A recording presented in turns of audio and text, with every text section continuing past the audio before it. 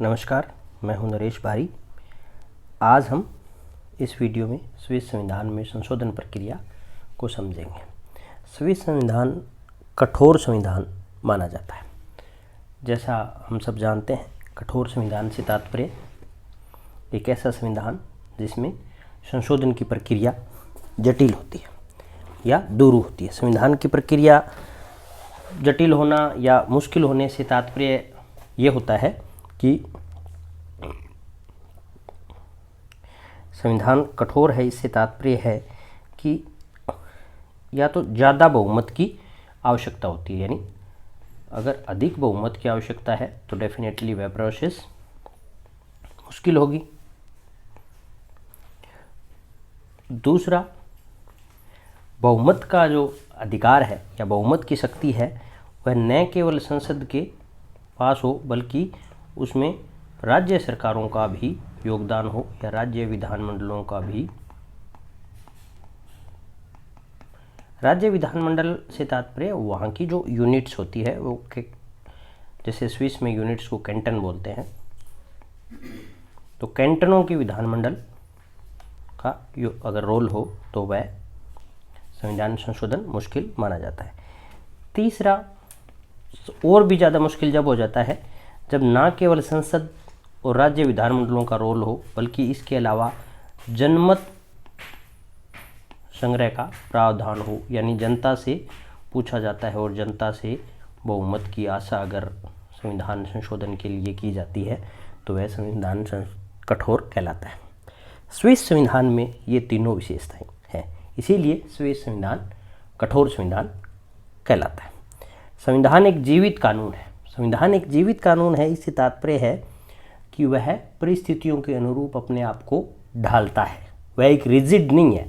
देखो, जीवन गति का नाम है, जीवन परिवर्तन का नाम है, तो संविधान एक जीवित कानून है, अर्थात वह परिस्थितियों के अनुरूप अपने आप को मोल्ड करता है, परिस्थितियों के अनुरूप ढालता है। यह परिस्थितियों के अनुरूप परिवर्तन कैसे होता है? एक तो होता है संविधान के संशोधन से, अमेंडमेंट से। दूसरा होता है उसके निर्वचन से, यानी उसका जो इंटरप्रिटेशन है वह अलग अलग तरीके से समय के अनुरूप किया जाता है। तो यह इंटरप्रिटेशन का जो डिफरेंट रोल है, इसी से संविधान जीवित बना रहता है। संविधान संशोधन जरूरी क्यों है? देखिए, संविधान कभी भी, कोई भी संविधान ऐसा नहीं हो सकता कि वो आने वाले बहुत लंबे समय 200-300 सालों की पॉलिटिकल यथार्थ को वो समझ ले। तो जैसे ही परिस्थितियां बदलती है, सर्कमस्टांसेस बदलते हैं, कॉन्टेक्स्ट बदलता है, तो उन कॉन्टेक्स्ट के अनुरूप कॉन्स्टिट्यूशन को बदलना ज़रूरी है। अगर ये नहीं बदलेगा तो ये आउटडेटेड हो जाएगा, रिजिड हो जाएगा और प्रगति में बाधक हो जाएगा। इसलिए संविधान संशोधन जरूरी है ताकि वह परिवर्तनों को आत्मसात कर सके और सकारात्मक परिवर्तनों के लिए वाहक बन सके, बजाय उसके बाधा बनने के।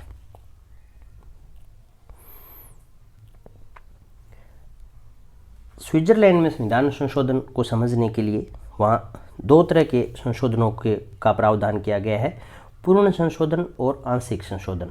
पूर्ण संशोधन से तात्पर्य है कि जो एग्जिस्टिंग कॉन्स्टिट्यूशन है, जो वर्तमान में कॉन्स्टिट्यूशन है, उसको हटाकर नया संविधान लाना।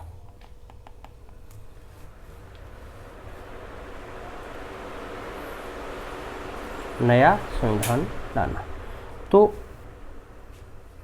पूर्ण संविधान और आंशिक संविधान से तात्पर्य है कि जो वर्तमान में लागू संविधान है उसमें कुछ परिवर्तन करना।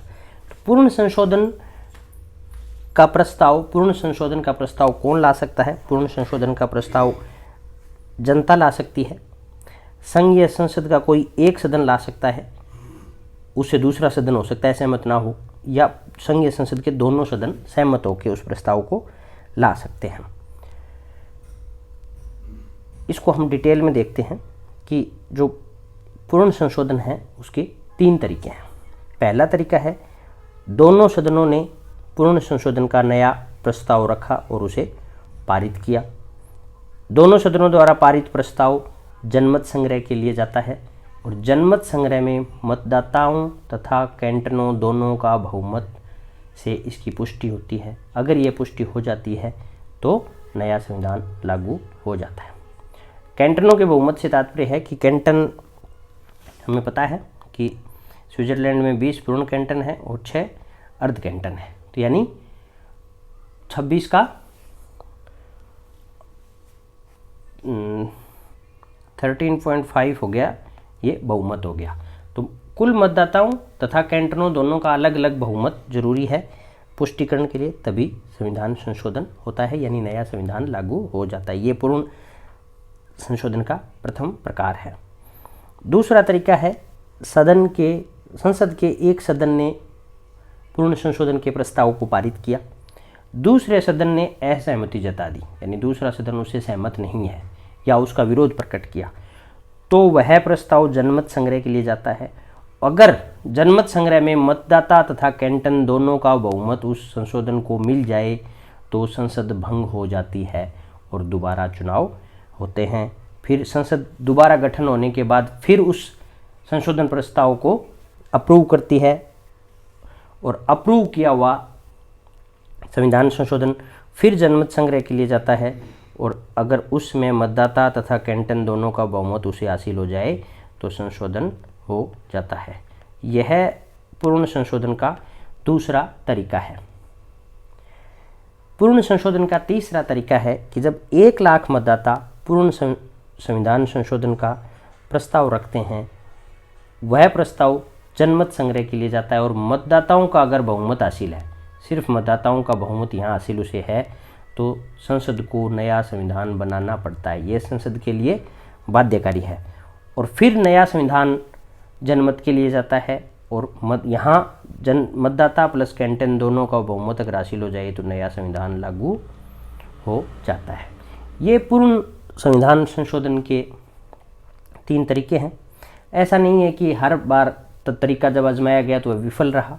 1848 का संविधान 1874 में बदला गया था, लेकिन उसके बाद 3 विफल प्रयास हुए, 1880, 1935 और 1975।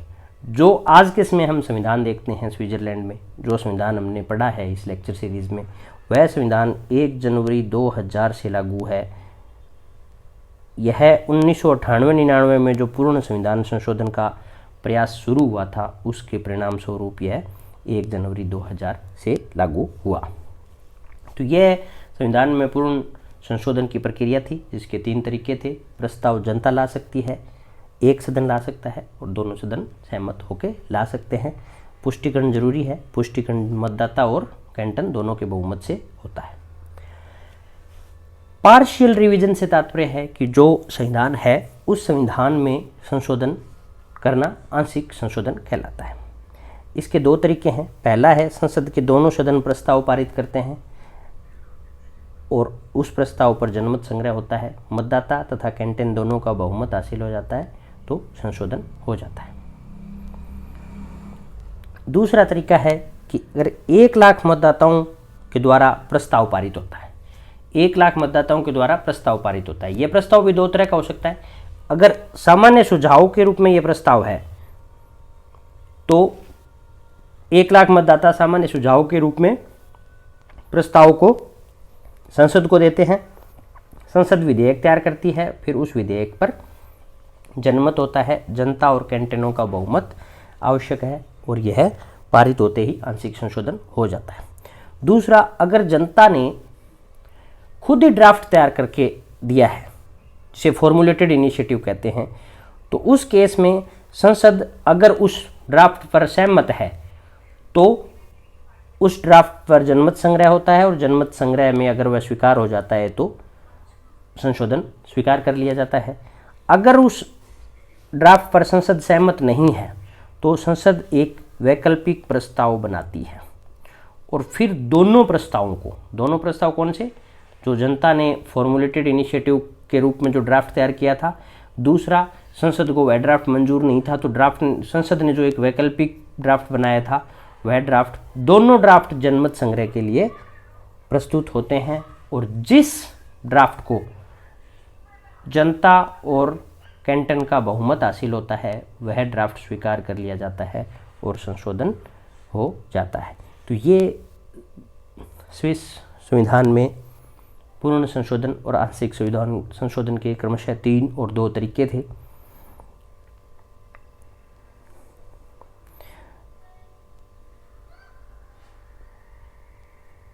ये हमने पढ़ लिया कि कैसे ड्राफ्टेड फॉर्मुलेटेड में जिसको दोनों का बहुमत हासिल होता है वह बहुमत हासिल करता है। स्विस संविधान में संशोधन का जो पुष्टिकरण है उसमें कैंटन और जनता दोनों का बहुमत आवश्यक होता है। पूर्ण कैंटन का मत 1 और अर्ध कैंटन का मत आधा गिना जाता है और स्विट्जरलैंड में 20 पूर्ण कैंटन और 6 अर्ध कैंटन है। अतः